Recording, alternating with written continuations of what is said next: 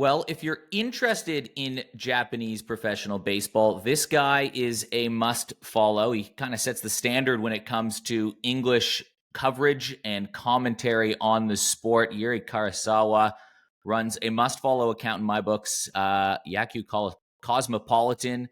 Great account on X, but if you go to yakyucosmo.com, Yuri, this must have taken a tremendous amount of work. The stats, the players, the information, it's all in English, makes it digestible for people like me. Your X is informative as it gets. You write for Japan Ball, World Baseball Network, Sports Look. There's a lot going on, Yuri. Thanks for joining us. You feel like the perfect guy for us to educate us a little bit on what's going on in the Japanese baseball world. So thanks for all you do. Yeah, absolutely. Thank you guys so much for the kind words. And yeah, I try to kind of be this bridge between the English speaking world and Japanese baseball. I know the interest is there. A lot of people want to watch Japanese baseball, but they don't know how, or there's the language barrier. And I think with Australia in particular, there's a lot of crossover there with international events, with Team Australia playing Samurai Japan so often in exhibitions and tournaments. So I think Japan and Australia, in terms of baseball, a lot in common as well. I feel like you hit our baseball expats demographic here because, you live in Japan, you've got a Japanese name, you've got an American accent. I'm Canadian covering Australian baseball in Australia. Rolsey's American. Can you tell us, just before we get into some Japanese baseball stuff, what your background is in terms of your baseball connection with both of these countries? Yeah, absolutely. I'm Japanese American. I'm half white, half Japanese. I'm born and raised in the U.S., but visited Japan a lot as a kid. I grew up as a San Francisco Giants fan, and when I came to Japan a number of years ago to live here full time, I realized that, hey, I think a lot of people would be interested in just hearing about Japanese baseball, about NPB. And so I started it as a hobby, and it's kind of took off from there. And so I'm able to kind of pursue this now on a more full-time basis, just covering the league, writing about it, and sharing my thoughts about it. So, yeah, I just think that there's this new appetite for international baseball that we haven't seen from like American fans before. And you're seeing the Japanese players take over the league. But I think people should also notice that they come from MPB, a lot of them, and they're really good. So it's a really fun, interesting league to follow. And yeah, Yuri, just before I guess we talk a little bit about what you do, you said you started it as a hobby. Did you ever expect I guess that it would blow up to the point that it has, and also B, that so many Japanese players would turn into superstars in the United States? I mean, I know you did it because you love it the same way a lot of us do what we do, right? But did you ever expect that it would become so popular, and there was this thirst for information about Japanese baseball in English? Yeah, no, I'm really taken aback by just how successful the page has been. And I mean, there's so many people who have been doing this for a long time within Japan. People like Jim Allen, Jason Koskri, they've been at this for decades, and they've definitely set the foundation for me to kind of take off on the social media side. So, huge props to people like them. And yeah, as it goes for Japanese players in MLB, I mean, there's just more and more every year, right? Like you've had your Ichiros and your Nomos, and, Otani's obviously taken over the league completely. But this year you got 15, 16 Japanese guys in MLB. I think that number is just going to keep going up and up. And pretty soon you're going to see, probably like 30 Japanese stars in Major League Baseball not too long into the future. And that doesn't dilute necessarily from the talent in MPB either. I think a lot of players are going to be heading overseas and getting the big bucks, but that doesn't mean the talent level in MPB is dropping. It's actually getting better and better as well. So I think the talent gap in MLB and MPB is actually kind of, tighter than people realize. Obviously, these are just exhibitions, but you saw the Dodgers and Cubs play the Hanshin Tigers and the Yomiuri Giants prior to their Tokyo series, and Hanshin won both games. So it's like the MPB teams can definitely play. And there's a lot of these stars who, you may not know right now, but they're probably going to be in Major League Baseball not too long into the future. Okay, so if you were to talk to somebody, let's put a face to it. My dad, right? He's a huge baseball fan, diehard Jays fan, he knows baseball, but it's only Major League Baseball. It doesn't really even dabble into minor league baseball. So there's a lot of people like him, right? Smart sports people that only follow the MLB. So if you were to explain Japanese baseball to somebody who's only watched Major League Baseball, where do I even start? Help me have this conversation. Yeah, absolutely. So I think first of all, people need to recognize that these are very different styles of baseball being played. Obviously, it's still the same game, but a lot of Japanese baseball, it's almost like a throwback to like the 1960s or the 1970s in terms of the small ball that you see, the slap hitting, the pitching with all the fork balls. Like a lot of old timers from the US, I know they really enjoy Japanese baseball for that reason. It's like for those of you that maybe are not too fond of like the three true outcomes in MLB, for instance, or you want a little break from it, then Japanese baseball definitely offers that. Um, at the same time, I think the biggest hurdle for a lot of people is they don't know where they can watch Japanese baseball. And, to be fair, it is very difficult. Central League and Pacific League and NPB, they're not unified in terms of the way the business operates. So it becomes very difficult for people to watch. Pacific League, though, you can actually purchase Pacific League TV internationally. It's a pretty cheap subscription. It's like $10 a month, and you can stream all those games. Central League is a little bit more difficult, but I would recommend getting into the Pacific League definitely, which is the league with the DH. Central League doesn't even have the DH. It's the only league remaining in the world that doesn't have a DH. So there's another kind of throwback for you. A league for the proper oldies then. You said NPB's for the Absolutely. oldies, the Central League's for the proper oldies. Absolutely. So yeah, I think it's, you get those kind of older fans that, enjoy the classic aspects of the game, but there are definitely some very kind of modern players as well, guys who can, throw 100 miles per hour, can hit the ball 450 feet. So I think it's a pretty good cross of both the old kind of style of baseball and then like what's cool about the modern game. Where does that sort of, because I mean, Eric and I have gotten a really up close vision of it the last probably half decade, a decade of our lives, traveling the world, really getting to know and understand Japanese baseball. And you're right, the style of play in Japan is so much different. And it's clear that that is taught from a very early age. Whereas in North America, it's all about power. It's all about big arms, throwing curveballs when you're 6 years old, just sort of outrageous. I guess maybe not outrageous, but just very drastically different ways of teaching the game of baseball. Is that sort of the things that Japanese baseball is rooted in, is those fundamentals? Yeah, I think so. The historian and the writer Robert Whiting has once likened baseball in Japan to just like showcasing Bushido and like just the Japanese way, in which some people might say that that's kind of an old way to look at it. It's a little Orientalist maybe, but it's kind of accurate, honestly. It's a lot of kind of collectivism. There's a lot of like, oh, even if you're the star player on the high school team, you got to know how to lay down a bunt, sacrifice yourself for the rest of the team. It's a lot of like just getting reps in, taking 1,000 hacks, throwing 500 pitches a week, just kind of honing your craft. And obviously with modern science, we know that a lot of that maybe isn't necessarily for the best in terms of bettering yourself, but you're seeing like these newer elements come in as well. And you notice this with the cheering sections, right, in Japan. I guess this goes for all of Asian baseball as well, with like Korea, for instance. But it's a lot of togetherness, and I think it's a very friendly environment for people. It's a very like welcoming, and you feel like you're together as one when you're watching baseball. One of the coolest moments that I got to experience was, believe it or not, I mean, I got to go to the World Baseball Classic in Japan, the Premier 12, all some kind of cool stuff. But one of my coolest moments, for some reason I keep coming back to, was actually at the Asia Professional Baseball Championships in the gold medal game between Korea and Japan. And I think that gold medal game illustrates your point exactly, because it was so clear. Korea had just taken the lead in extra innings. You get courtesy runners to start the game, and Japan won that game by playing the most small ball game. And the biggest reception of the whole tournament, other than the walk-off hit when Japan eventually won, was this tiny little guy walks out of the dugout, and it felt like he was almost holding the bat with like two hands in bunt position. Like, I knew he was going to bunt. The Korean pitcher knew he was going to bunt.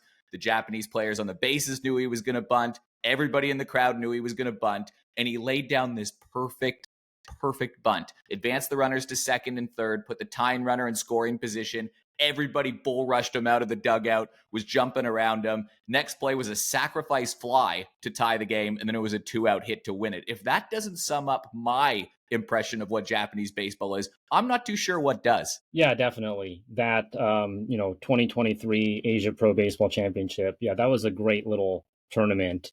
And yeah, I mean, I think if memory serves me correctly, that was Yuto Koga for the Cebu Lions, backup catcher there for Samurai Japan that laid that bunt down. And yeah, I mean, it's kind of like not a guy that you really expect a big moment from, but they bring him in as a pinch bunter. It's like you don't see this in another league. You're taking out one of your better hitters just because you want to lay down a bunt and move the guys along, like for sure. So I think you have some of that changing, as the time goes on. There is less bunting now than you maybe saw 20, 30 years ago, but it's still very much like a small ball driven game. And that's what really is, I think, the first thing you notice when you set your eyes on any level of Japanese baseball, whether that's high school, college, the national team. And at the WBC last time, I think a big deal was the fact that they kind of won with power. The previous WBCs, 2006, 2009, it was a lot of like that small ball style. But in 2023, a lot of the kind of headlines here was they beat the U.S. at their own game, which was power. And so you're seeing the shift, but we're still in this kind of period where you get to see the best of both worlds. There is something that's kind of beautiful especially in the sport of baseball, with a country that is, I don't want to say resistant to keeping up with international norms in baseball, i.e. the power, i.e. the strong arms, because there are a lot of power-hitting Japanese players. We've seen that there's a lot of electric arms in Japan. But the way that they structure a lineup, the way that they think about the game, the small ball element, there's something that's poetic to me about the fact that Japan continues to be the best, despite seeming somewhat resistant to, lean all the way into analytics or go all power, sacrifice this for that. There's still very much a fundamental element in Japanese baseball, which, as you put very eloquently, I've never thought about it, sort of mimics Japanese culture. So to still be the number one team in the world while not straying from fundamentally your belief of what baseball is and how it should be played, to me it's quintessential baseball, right? Yeah, for sure. And I think a lot of that does stem from the fact that, genetically speaking, like Japanese people tend to be a little smaller. So you're not going to be necessarily beating everyone with pure strength or athleticism like maybe a lot of the American players or Latin players can. And granted, as you mentioned, there's a lot of guys that can do that out of Japan now. That's a big shift that we've seen. And I think having someone like Ohtani reach the absolute pinnacle of the game and become the best in the world has opened a lot of Japanese fans' eyes as well. As like, oh, I didn't even know we could become the absolute best in like the power department, for instance. So I think this is like completely awakening an even new generation of Japanese players. So you're going to have, again, the combination of the styles where you're going to see this new brand of baseball being played while also staying true to a lot of the roots. And I just don't think things like bunting, as analytically backwards as it may be in some regards, the lineup construction, a lot of this stuff, I just don't think it's going to completely go away, because the way that from the very top, Japanese baseball's run, it's just like following tradition. It's a lot of just listening to your superiors. Again, it mimics Japanese society in a lot of ways. It's a lot of incremental change rather than like a lot of quick, rapid change. So I do think that you can enjoy both styles for sure. So in MLB terms, from my perspective in Canada, I mean, Vladdy just got a bag today, right? Like he's the face of baseball in Canada. Ohtani's the face Christmas. Of the MLB. Canadian, yeah. He's the face of MLB is pretty much Shohei Ohtani. But, you have your Verlanders was a face of pitching, and Kershaw's, all of that. They're household names in the United States. Even if you don't follow baseball, you know who Vladimir Guerrero Jr. is in Canada. Who are some of those names that are, I guess, household names and the stars of the game in the NPB that I should know about that maybe I just wouldn't know about, but in Japan, people are like, yeah, we know that guy. Yeah, so, I mean, I do have to start with a guy that I'm sure you do know, which is Munetaka Murakami, just because, 56 home runs in 2022 set the Japanese-born player record. Granted, his last two seasons have not quite been up to snuff by his lofty standards, but still, Murakami, he was likened to a god in 2022, and he was like won the award for like the trendiest nickname in Japan for that year, which was Murakami-sama, which translates to Mura God. So again, Murakami is a household name here. You got other guys like Shugo Maki and Kazuma Okamoto, but also a lot of the pitchers that you have seen in the WBC. And again, these are probably guys that may end up in MLB not too long into the future. People like Hiroto Takahashi, Hiroya Miyagi. These guys are starting to, definitely become the faces of NPB.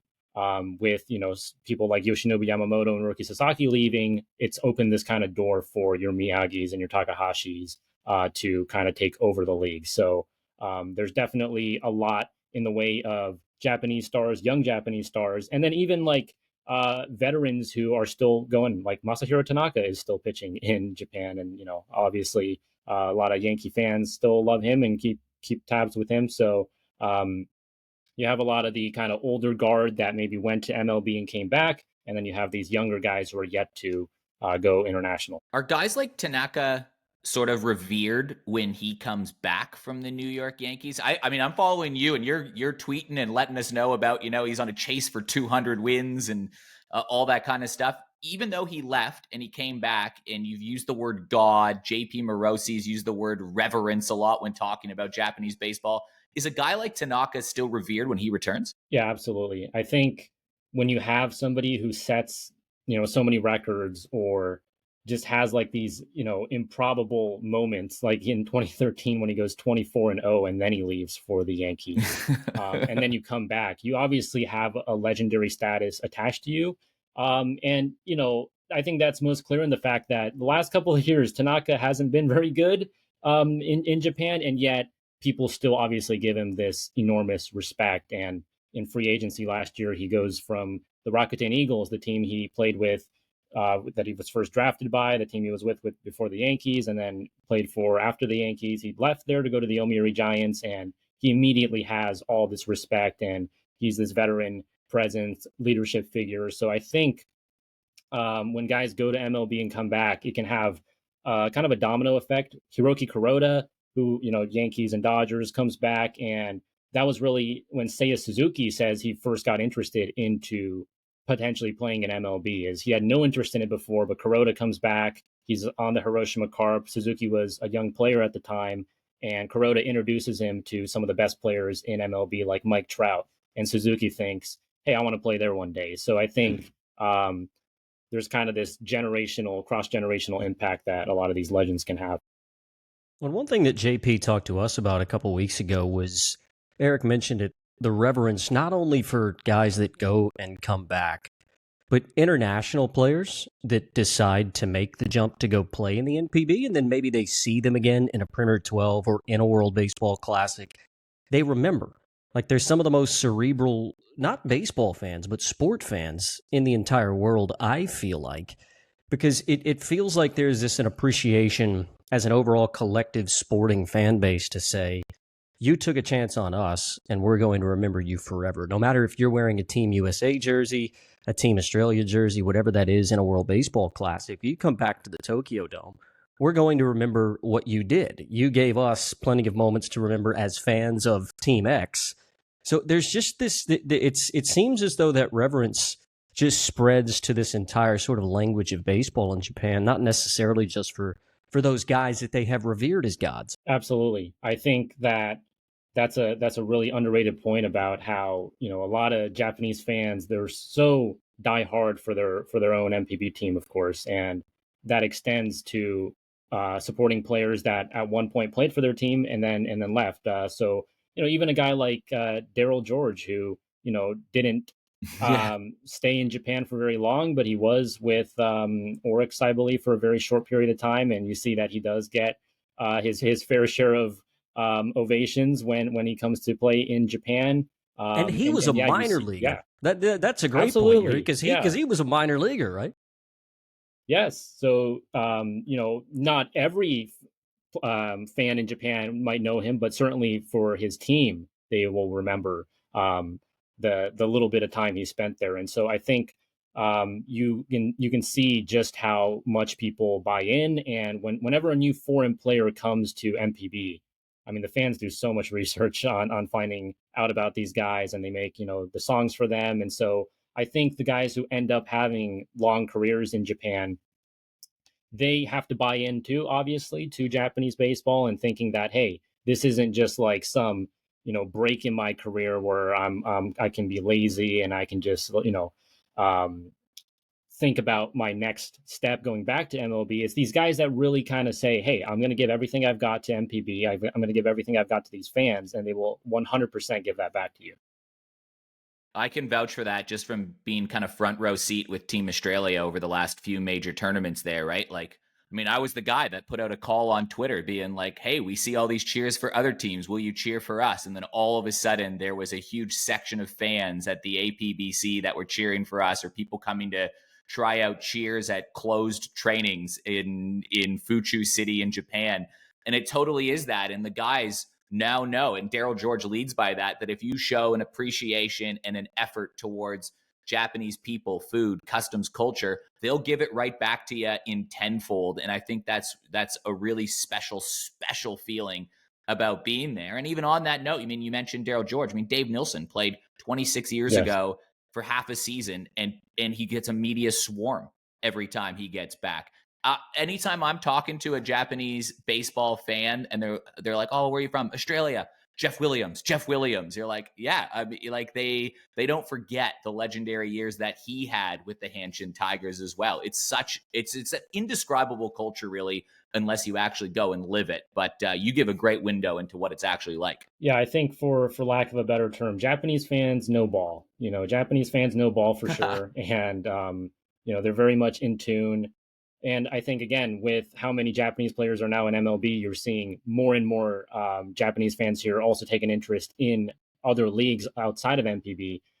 So yeah, I mean, definitely with Daryl George, as well as just a lot of the other teams that played in the Tokyo Dome for the last WBC, for instance, like we saw with Check. the Czech team. Cuba has so many players in MPB. We saw with Italy, because Otani is such good friends with Fletcher. Just all the claps that you saw for both David Fletcher and his brother for Italy. So it's just like, yeah, I mean, it's a lot of things that maybe American fans wouldn't think too deep into, but then with Japanese fans, they're really cheering for the little guy that you really wouldn't expect them to know. So I'm loving this Japanese culture talk. I'm mindful we've chatted for a little bit here about this all, and I want to know a bit more about the NPB and what's going on this year. I mean, we're only a week and a bit into the season, the same as Major League Baseball. Are there some early headlines that have really kind of captivated you as someone that has covered the league, that if you said, I don't know, every sport has them. NHL had the OV chase, and right now the Dodgers and the Giants and Padres hot start grabbing the MLB. What's going on in the NPB world in 2025? Yeah, so just this past week, we had a couple of big milestones being reached with Tetsudo Yamada, longtime star for the Tokyo Eagle Swallows. He hit career home run number 300. We saw Yoshihisa Hirano, former MLB reliever, reached 250 saves in MPB. And as you alluded to earlier, Masahiro Tanaka is chasing that win number 200, which would get him into the Golden Players Club in Japan, which is basically an achievement-driven Hall of Fame here. So Tanaka is very much approaching that. And then Munetaka Murakami, he's currently hurt, so we haven't seen him debut yet, but this is his last dance in Japan before he goes to MLB. So I think a lot of people are waiting and seeing, can he go out with a bang? Again, the last 2 years haven't been quite to the level that we're used to with that 56 homer season we saw in 2022. So Murakami's final season here is definitely something a lot of fans are keeping an eye on. And then also the Eiji Sawamura Award, which is kind of like the Japanese version of the Cy Young. Last year, it wasn't awarded to anybody. It's very strict kind of requirements, and the panel is made up by former Sawamura Award winners. So it's kind of that, stereotype of like, oh, I don't think the newer generation deserves it. So nobody won the award last year. So we'll see if this year somebody can win the Sawamura Award. They didn't reach enough of those benchmarks in terms of like innings and wins and strikeouts. But there's a lot of great pitchers in Japan like Miyagi, Takahashi, Imai, Hiromi Ito, Takahisa Hayakawa, who pitched in Australia not too long ago. A lot of these guys, I think, deserve to win the Sawamura Award. So we'll see if somebody can take home that achievement this year. Just for our listeners who may not be all that familiar with the likes of Japanese baseball, Hirota Takahashi last year, in 21 starts, had a 138 earned run average. And what Yuri's telling us is, it wasn't necessarily up to standard to win an award. Yeah, they determined that it wasn't good enough because you're supposed to meet like 4 or 5 of these like big requirements of, winning 15 plus games, having like 10 complete games in the year 2025, a lot of, innings, the ERA, the strikeouts. There were many pitchers that were very close to this criteria, but their panel decided nobody is deserving. So again, it's very much kind of an old timers driven game and industry in Japan. But definitely you got guys like Hirota Takahashi, who I think fans know deep inside deserve. I actually kind of love that though, that I do too. there's that Same. standard set too. It just adds to the allure and the prestige of actually winning the award even more, right? Like if you win it, there's no down year. Oh, we had to give out the award. Like Yes. it kind of takes away Yeah. that, Yeah. I think it shows you a lot that Yoshinobu Yamamoto won it 3 straight years. And that's Unbelievable. very difficult to do. Sugano won it 2 straight years in the 2010s. So My guy. it's definitely not easy to pull it off. And just on Takahashi quickly, Yuri, I know that he wasn't great in that opening start against Yokohama. How's he sort of come on since that opening weekend start? Yeah, in his most recent start a couple days ago, he threw 8 innings, allowing no earned runs, just 1 on an error. So I think he's back to that excellent form that he showed last year. He's going to be there for the WBC. And yeah, Takahashi's a guy I think a lot of MLB fans have already started to notice because he sits 95 plus here. He has that splinker, kind of like Skeens. And yeah, I mean, he is kind of in that Yoshinobu Yamamoto mold in many ways.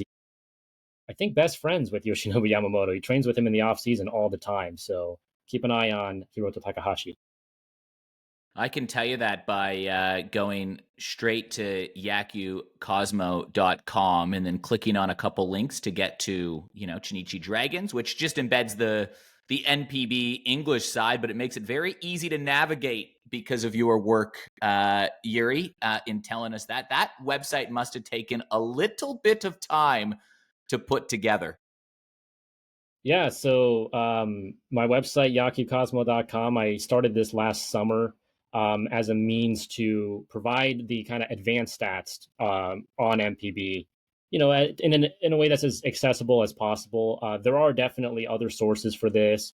I would highly recommend Delta Graphs, which is like the fan graphs of MPB, paid subscription, but it's great. And it has, way more detailed information than I have. But I wanted a free source for people to, get these kind of detailed numbers like OPS plus, ERA plus that you don't really get in MPB, because I think a lot of what makes MLB so fun now is you can just find so much data using Baseball Savant or Fangraphs about your favorite player, and that's kind of a little bit lacking in Japan. And I think it takes away from understanding just how great these players are. So I think being able to put into context that someone like a Murakami, he had a 230 OPS plus in 2022. That's on Barry Bonds, Aaron Judge type levels. I think being able to contextualize this kind of stuff, it's really nice.